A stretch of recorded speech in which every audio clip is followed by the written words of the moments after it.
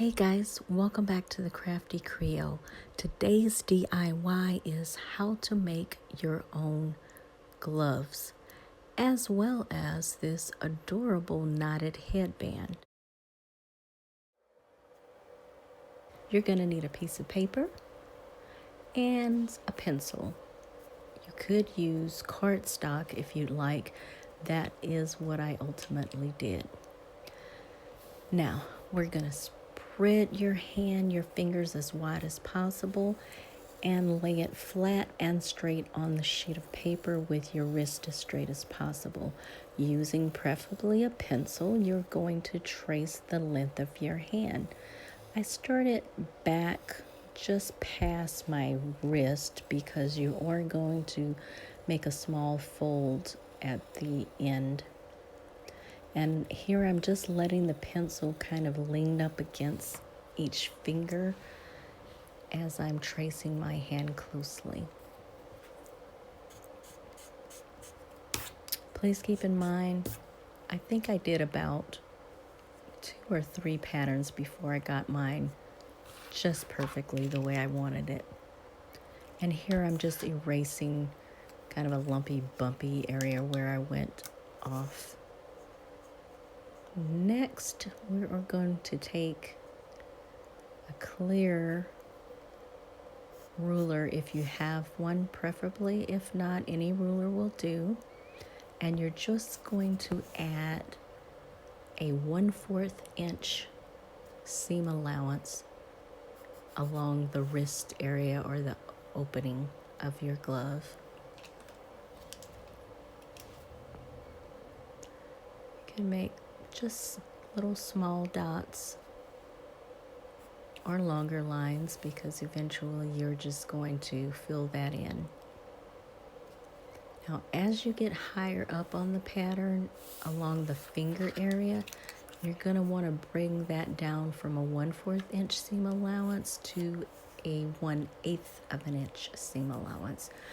This is why I love the clear rulers, because it's just so much easier to see what you're doing when you're adding seam allowance to a homemade pattern.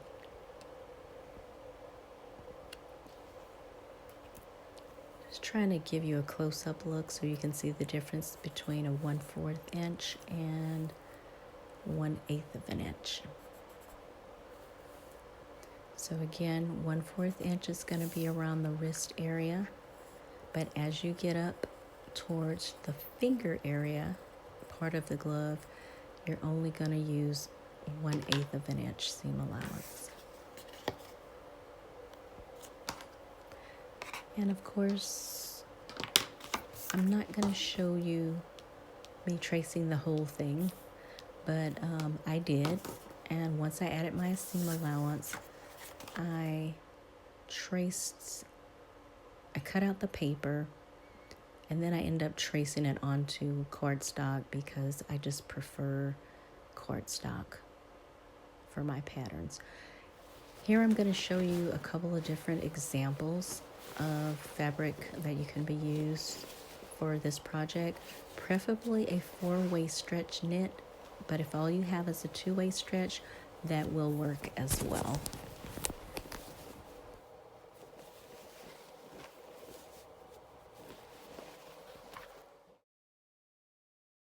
With fabric right sides together, trace your first glove, flip the pattern, and then trace your second glove.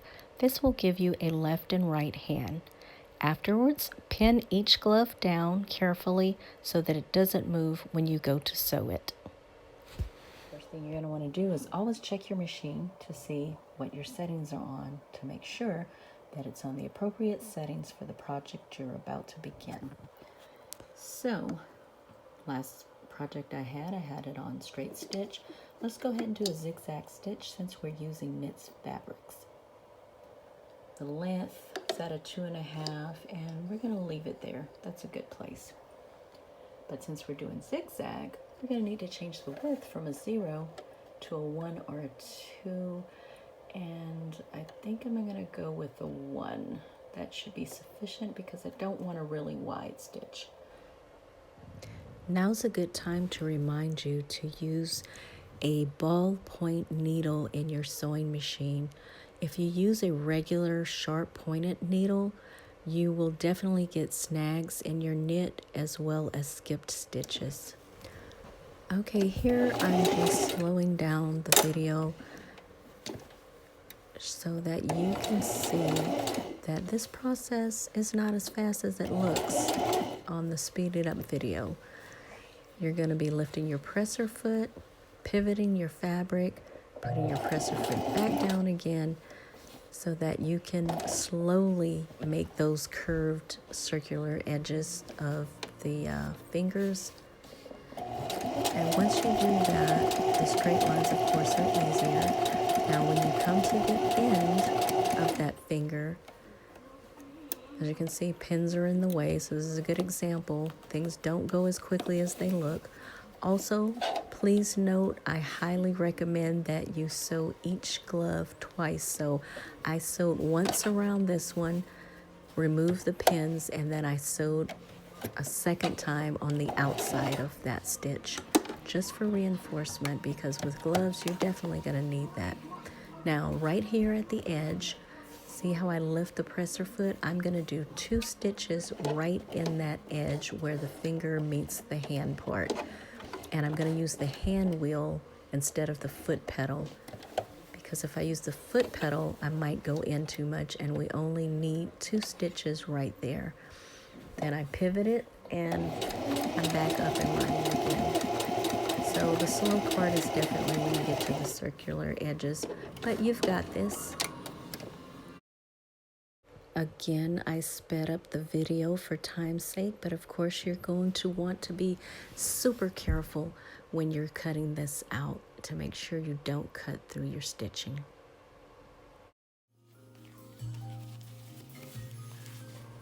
Now we can flip the glove. The easiest way to do this is to use your thumb through each finger and then use your pointer finger, of course, to press all the way through. So start with your thumb in each part of the glove and then using the pointer finger to turn it.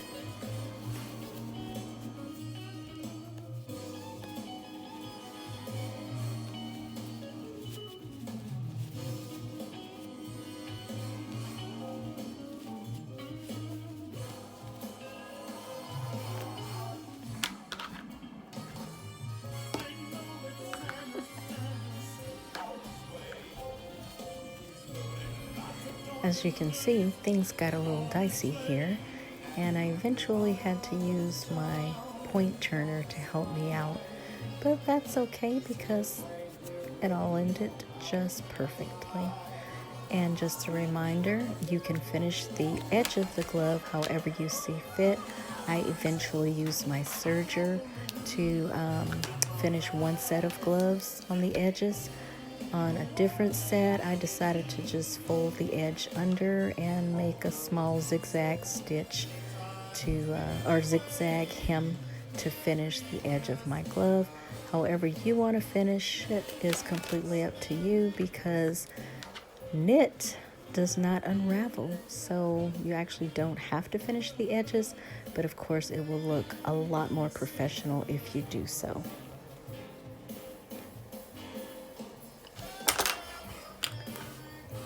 Now that we're done with the gloves, we'll move on to how to make our matching headband.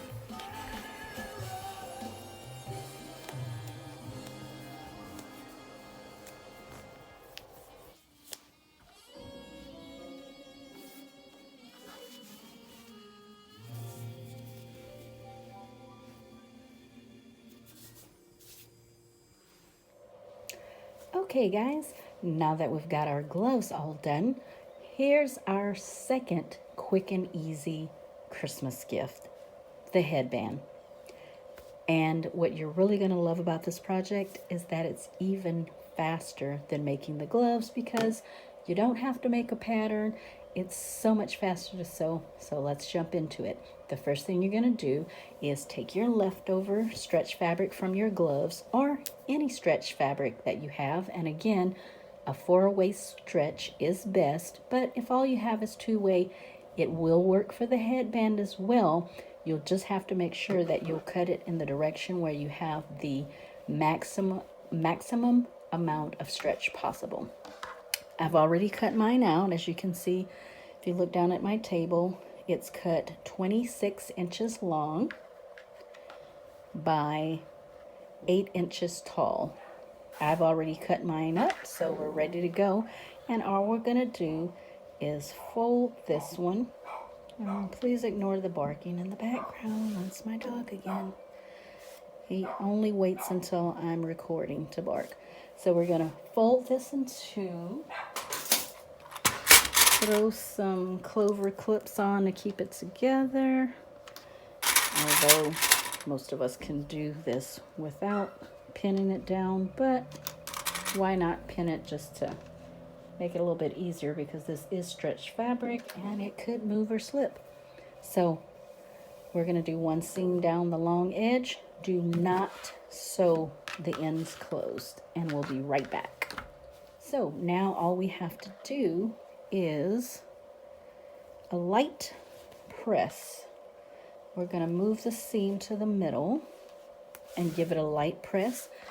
I can do mine either side. It doesn't matter. If you have a seam here, you just open and press yours open, but be very careful because, of course, it's synthetic fabric, so make sure your iron is on synthetic or something very light. Yours will probably stay down better because the serger does give it a little extra lift. But no worries. Our next step is to flip it to the right side. And if you wanted to, you could give another press here. Now that you flipped it to the outside, depending on how your fabric is acting, might be a good idea. Matter of fact, I think I'm going to do that.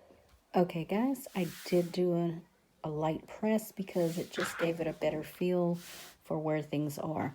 So this would be our right side, or the side that will be facing. This, where the seam is, would be, I'll call the wrong side. So with the wrong side or seam side facing up, we're going to grab the ends and make a simple knot. So all we're doing is grabbing the ends and making a knot. But when we flip this one in here, I find it easier if you reach around and pull it through, making sure that the right sides now are only showing, not the seam side, but the right side. So as you can see, we have a nice loose knot. I'm going to do it again just because by the time you go to your machine to do it, it can be a little tricky and you might forget. So seam side up, grab your ends, make a loose knot, pulling through, and I kind of twist as I go to make sure that I'm getting the right side. So there we go. You don't want to make this a tight knot at this point. Now we're going to flip it, and we can see that our seams are showing, right? So with right sides together, we're going to sew this together and make a small seam. I would say on your machine 1/2 inch. Okay, and we'll be right back. Okay, and we're back. As you can see, I've made my seam. I did do a 1/2 inch seam allowance, but then I went back with my serger and just did the ends because I have a serger. If you don't, that's no big deal. Do your 1/2 inch seam, and you can use pinking shears or regular scissors and cut off the excess. Now, here's the tricky part, hiding the seam. I'm not great at this, but I'm gonna give it a shot. I've done a couple. Okay, wait, Max, I'm recording. So the trick is to take this knot, loosen it up a little bit, and pull until we get this seam to hide behind the knot.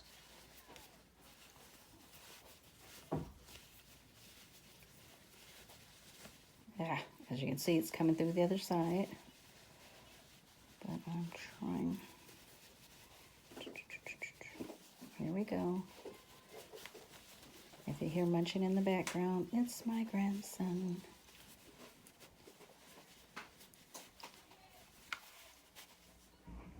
Well, see, I almost had it. I did say this was the hard, tricky part, didn't I? Once you get it just right, you can tighten up that knot good, and I promise you the seam will be hidden behind it. It is kind of easy for it to slip out though.